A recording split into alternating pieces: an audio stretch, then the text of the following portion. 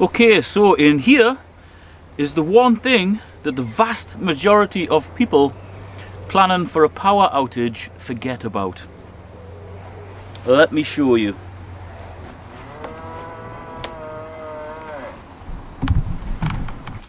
Right, so in amongst all of this mess is the converters here and the batteries. One there and there's one behind that board.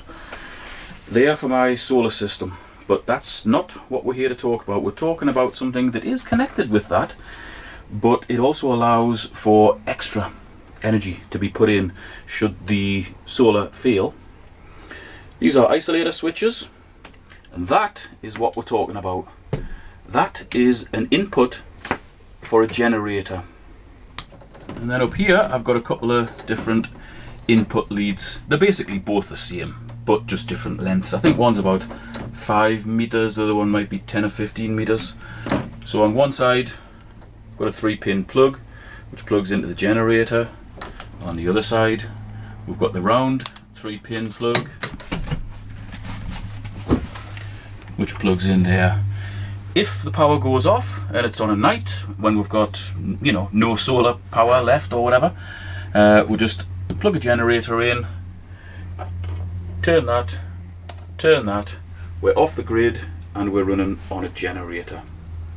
Now that isolator switch also works for the solar, so if the grid goes off, we just turn the isolation switch, and then in the house near the main fuse box,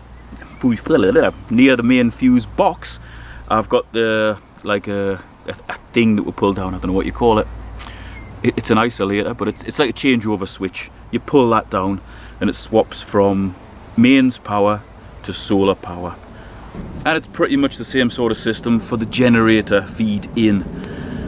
It never ceases to amaze me when I'm talking to people about, you know, the little generator that I've got, how many folks have hired a generator to run the house when the grid has gone down or a tree's come through the wires or something, and it's like weeks before the power goes on, but they don't actually have a generator feed. So they've got to plug numerous extension leads in there and lead those all over the place. That is just not very convenient.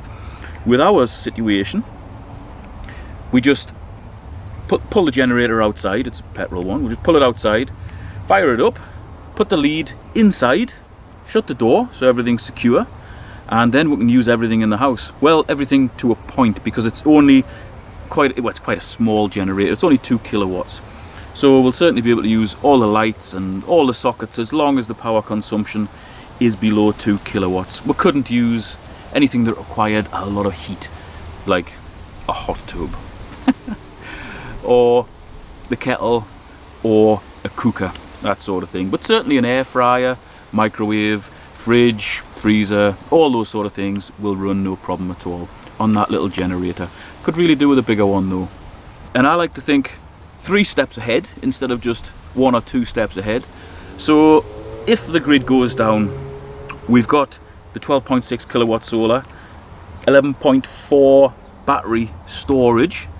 If for whatever reason that fails, we've got a little generator.